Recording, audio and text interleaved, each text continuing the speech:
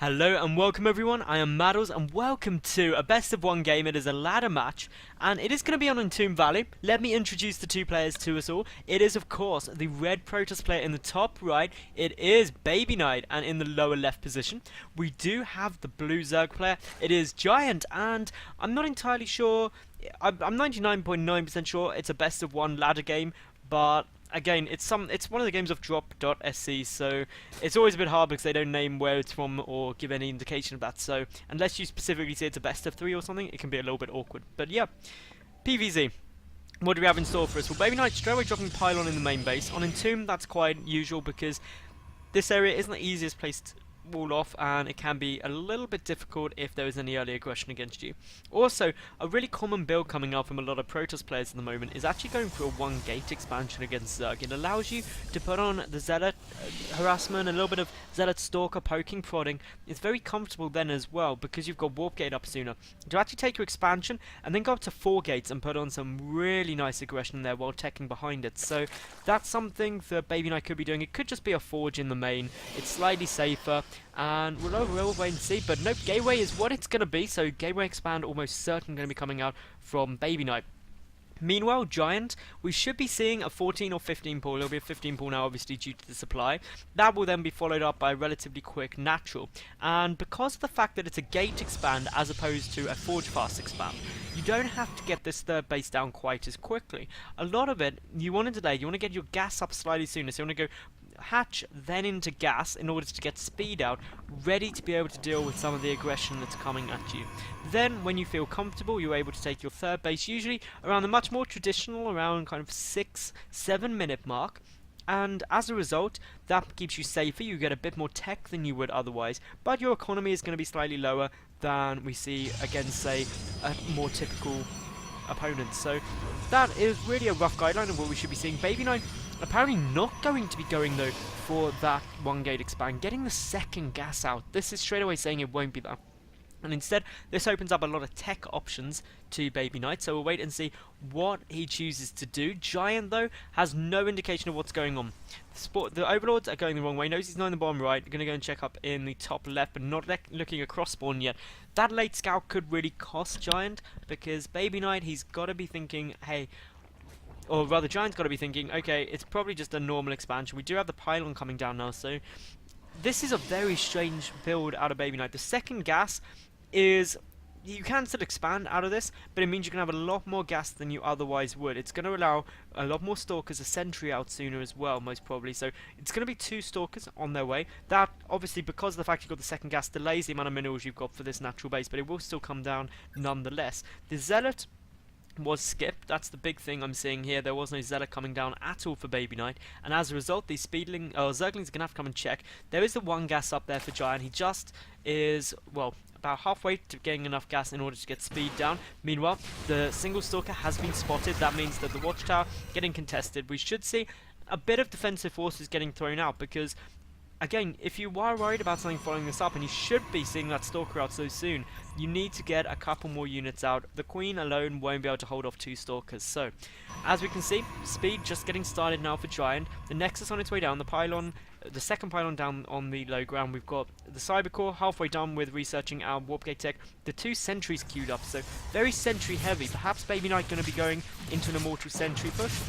There will be a lot more gateway units there. The first stalker gets pushed back by the second queen coming down, so that is fine. Now here comes some more Zerglings, because you've got to start getting worried at this position. We can see one of the queens getting very low on health, and if you lose your queens at this early stage in the game, the production and knock-on effect can be pretty huge. So something you've got to be worried about if you are in Giantt's position.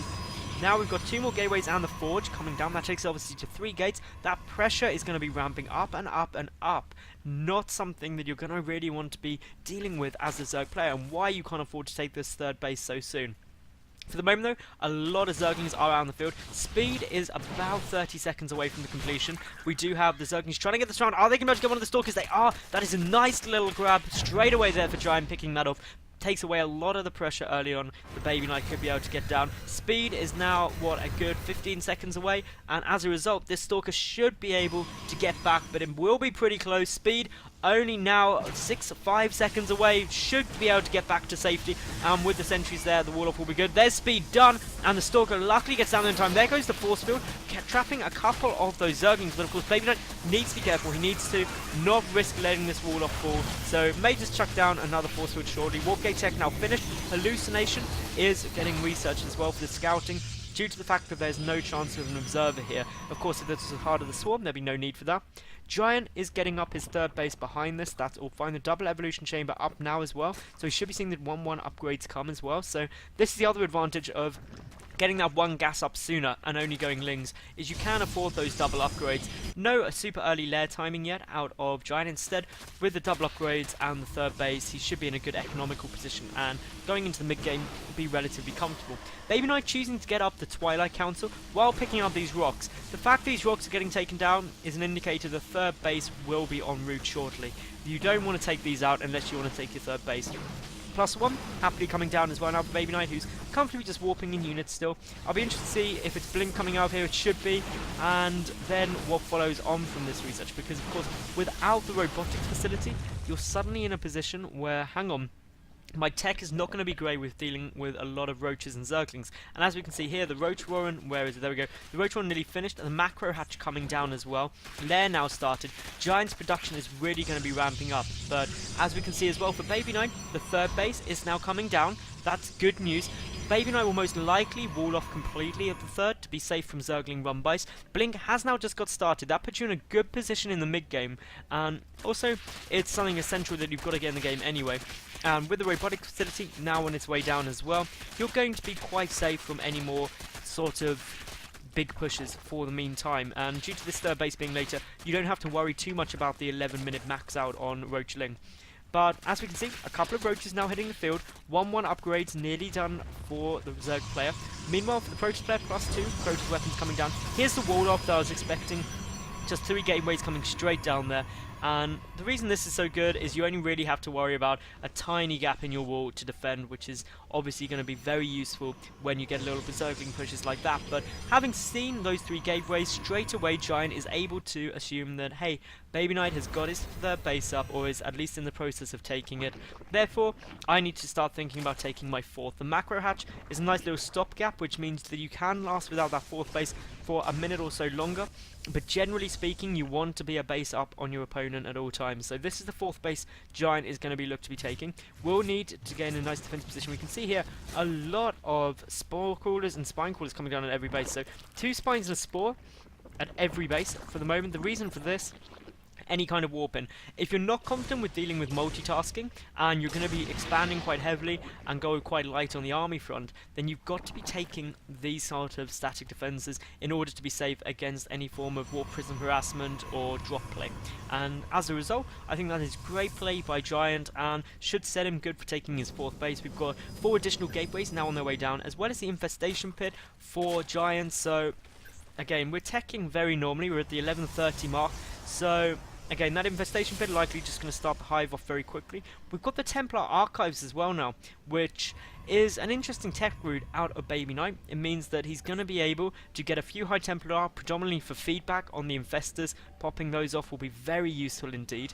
Also to get some Archons out. So a lot of BabyK's thought processes and overall playstyle is to deal with later Broodlord Infestor style forces, which if you're seeing your opponent go for a lot of static defense, as we are from the blue Zerg player, you know that, well, with that much static defense, you're turtling, you're not going to have much army, and you're not going to be putting on aggression. You're instead much more likely to be trying to tech up and get a Deathball army to come at me with. The Hallucinated Phoenix doing a great job of scouting out absolutely everything. Sees the hive timing, that's really important. Pathogen Glands getting down as well. Meanwhile, for BabyK, the +3 rather weapons on their way. More Immortals coming out. We see no Colossus tech yet, just more gateways being added on, and with 6 additional gateways that takes us up to 9, 10, 11, 12, 13, 14, 15, 16 gates. So really gateway heavy. The double spire now on its way at the third base, and this is actually quite a safe place to put that double spire because there's no exposure to drops really straight away. They're shielded from zealots coming in because of the cliff area, and they're also shielded by these spine crawlers. So I reckon that's a perfectly alright place to put those double spires there. And as we can see now, BabyK moving across the map, he's got a sizable force, quite a lot more than Giantt. It's, well, there are 3 Immortals, if I can count correctly. Yep, 3 Immortals sitting there straight away. A good number of Stalkers, a good number of Sentries, and these Sentries, a lot of them with a lot of energy. So, as a result, Force Fields are going to be strong, and this is the weakest part of the game for Giantt with the strategy he's going for. He's reliant on this static defense so much, the Immortals will shred through that. But most importantly, Giantt does not have this 4th base, and BabyK moving around, almost expecting it to be here to come and punish it, but as he won't see it there, he knows that his opponent is sitting on 3 base quite comfortably, and as a result, may not even go for this aggression. This would be tough to push through, and instead may just pull back and try and be a little bit safer. The hallucinated Phoenix coming in, and I doubt BabyK will try and push up here. There's just so many spine crawlers, it is ridiculous, and as a result, you'd have to be very brave to try and go into there, even with the very strong force BabyK is holding here. To push through this many spine crawlers, you really do need Colossi with extended thermal lance, but again, because of what's been seen here, because you can see with the Phoenix, the Greater Spire and Spire coming down, you know your opponent is teching very quickly up to Broodlord. So straight away as a reaction, BabyK, he's got the Stargate on the way. That's for the Fleet Beacon and therefore Mothership to get the Vortex out. We've also got the Robotics Bay hitting, so that again is to start teching up to Colossus in order to deal with the Broodlings more effectively. Also to start pushing through these Spine Crawlers, it's going to be essential. BabyK though, knowing his opponent's turtling up, getting down the Warp Prism. This Warp Prism allows for dropping, and if there wasn't, as we can see now, there isn't actually that much defense to the 3rd. The natural does have the Spore Crawler at the back, which will unfortunately put an end to any Warp Prism play, but all in all, that Warp Prism serves the purpose of trying to force back the Zerg army, try and avoid this massive spine wall. And if you can do that, then you'll be able to be in very comfortable positions going into the late game. Looking here though, the 4th base being secured by BabyK, it's something you always want to be doing in a situation where your opponent is turtling. If your opponent is hiding and essentially just sitting behind a massive wall of static defense, or even just a siege line or something like that, expand. They've not got maneuverability and they've not got map awareness. A handful of Zerglings are going to try and come up here, but with the 3 cannons and the army positioned as they are, BabyK will have no problem defending this at all now, so we'll be able to force back those Zerglings for the time being. Still though, we've got extended thermal lance coming out, the double Colossus production and the Fleet Beacon nearly finished. BabyK is not going to be wanting to engage until his Mothership comes out, but also he's going to be very happy knowing that, well, there is no 4th base yet. He hasn't seen that, and as a result, he knows he's on equal bases, if not a base up, and for the moment he is a base up, which means better income.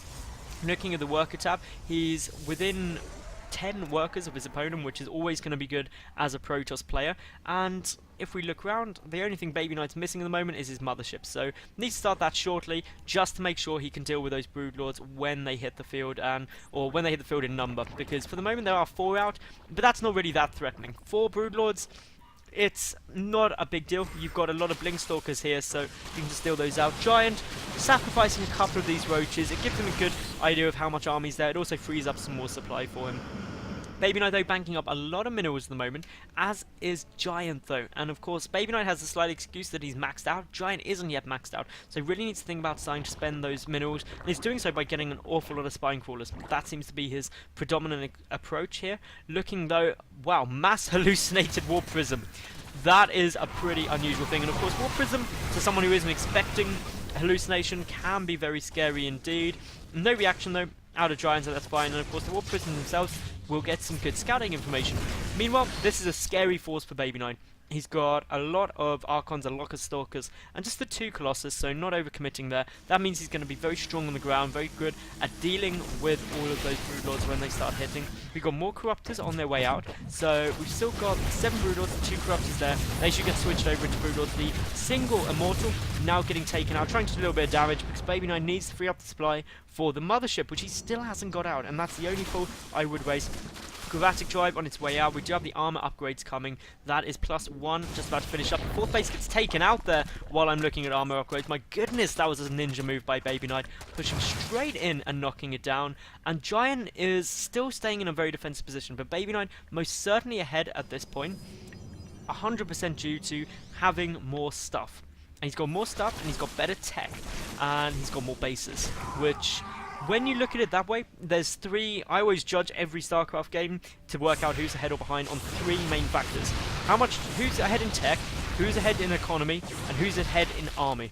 And if you're ahead in all 3, generally speaking, you are very likely to win the game unless something goes incredibly in the other person's favour. So, yeah, as we're seeing here, the Broodlord tech, it's there, but there's not that much supporting them. We've got a lot of Zerglings on their way forward. We've got a massive bank up from both players at the moment. The Mothership is finally en route, already a minute into production. We have the Dark Shrine coming down as well, so a little bit of DT harassment could be good, because as we can see here, for the moment, no detection around at all, and if the DTs don't do anything, you just get some Archons, and then Archons are good. So, all in all, good choice by BabyK getting those together. He's taking his 5th base as well, so definitely starting to dominate in terms of the income, in terms of the economy, in terms of the map awareness and map control.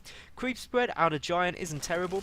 He's got it spreading across most of the map, joining up his bases. Importantly, he's spreading along this way, because this is a back route into your base, which you do want to make sure doesn't get detected. The Warp Prism now starting to move forward. We may see a little warp in of a couple of things. We'll wait and see what is chosen to go down. Meanwhile, the 4 Zealot drop coming in, with very, very little defense available. Just the 1 Spine Crawler, which is not going to be in range once this drop comes down in the back, and going straight towards middle lane and going to try and pick up that Great Aspire. If BabyK is able to take that down, it will be an absolutely massive win, but here comes back all of the army. However, the Warp Prism now into the main base, may be able to get that infestation pick quite comfortably, especially if a couple of DTs will warp in, but instead only going to be Zealots. There's the DT. I was hoping to see that, but unfortunately a Spore Crawler is there, and actually the Spore Crawler doesn't quite have the range, but the DT's going for the infestation, but don't quite manage to get down. The Fungal Growth, though, does hit that Warp Prism, and here comes 2 more DTs. They are straight away going to be able to kill that infestation pit. No more infestors for the time being for Giantt. He needs to rebuild that ASAP. Behind all this, though, for BabyK, he's got up his 5th base. He's got some cannons there, and is relatively okay. He's also getting +3 shields before +2 armor. The reason you might be thinking, hang on, that's a bit strange, it's because of the Archons. Their shields obviously benefit the Archons massively. So, yeah, more DTs warping in. Not quite sure where they are. Come on, DTs. Where are you?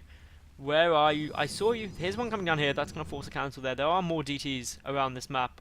Of that I am sure. Of that I am certain, because I saw them morphing. Unfortunately, I just don't know where they're morphing. And you can't click them. Ah, here we go. Oh, a 4 DT rush. A 4 DT drop, rather, coming in. But there's the Overseer morphing. That is okay. Moving back. Move back. Just get out of their Warp Prism. Run away. Meanwhile, of course, the DTs still doing some damage. Overseers everywhere. So good response out of Giantt. BabyK being very passive, actually.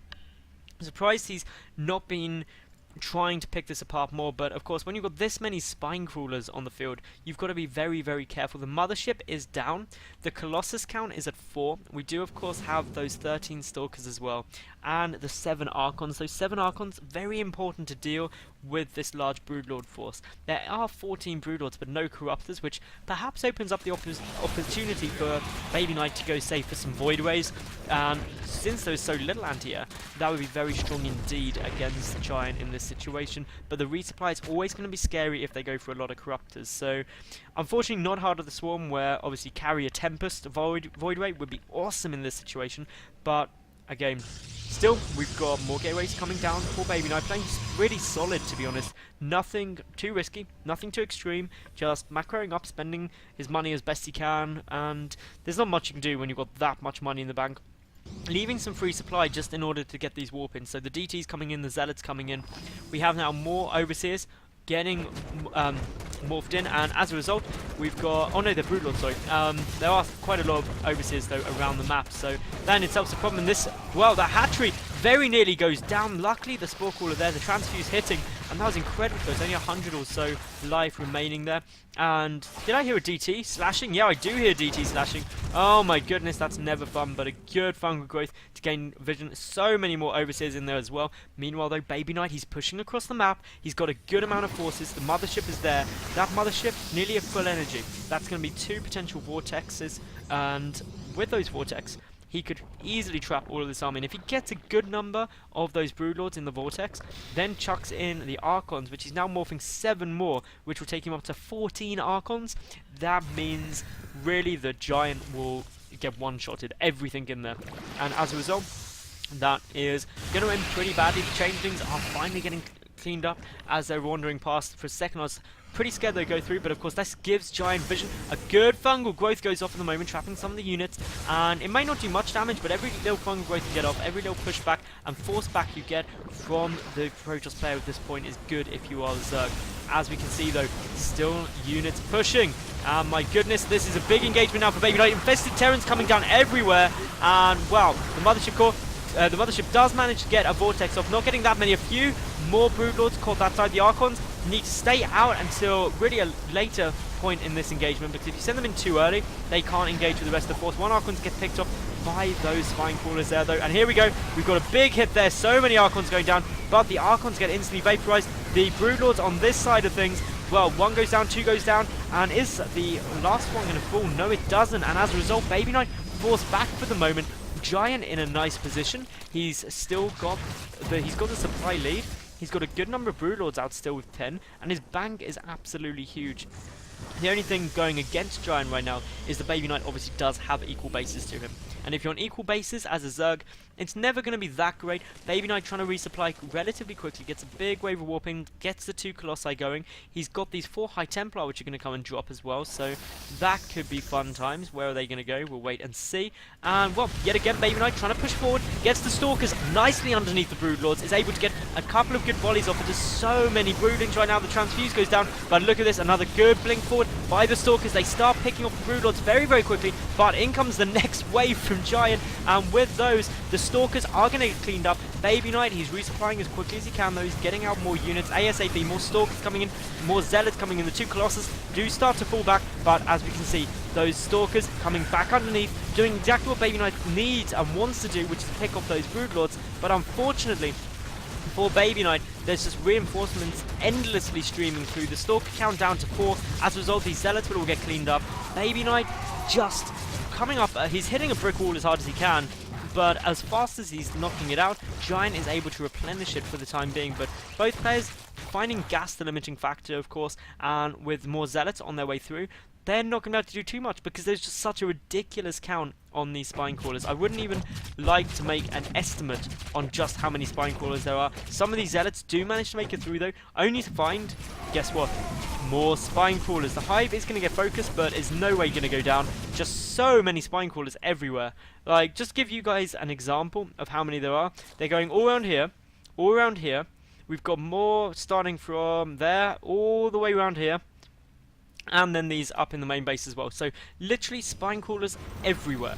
It's ridiculous, but a very good defensive turtling strategy. Yet more Spine Crawlers on their way down. Yet more hatcheries being taken. So Giantt's entire playstyle is all centered around, hey, let's make sure I'm safe and I'm not taking damage and I'm really well defended. And BabyK apparently struggling with that for the time being, especially with the Broodlords there. They're making things extremely awkward for BabyK. Even when he gets good positioning, good Vortex, and gets the Archons in there as well, he's unable to deal the damage that he feels he needs to. So as a result, the supply is very equal for the moment. Upgrade-wise, BabyK now at 3-2-3 compared to the 3-3 air upgrades and 3-3 ground upgrades for Giantt. So Giantt's Broodlords are absolute powerhouse damage dealers at the moment.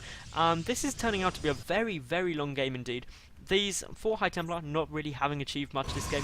BabyK attempting to take the 6th base in the center of the map, and this is quite a risky 6th base to take when you think that your opponent is moving over here. Perhaps it would have been better to take some of these bases, and that might have been more helpful. But again, BabyK knows what he's doing. He wants to start being more aggressive. He wants to be starting to push against his opponents, so that is probably the reason he's taking that, so he can keep his army over this side of the map.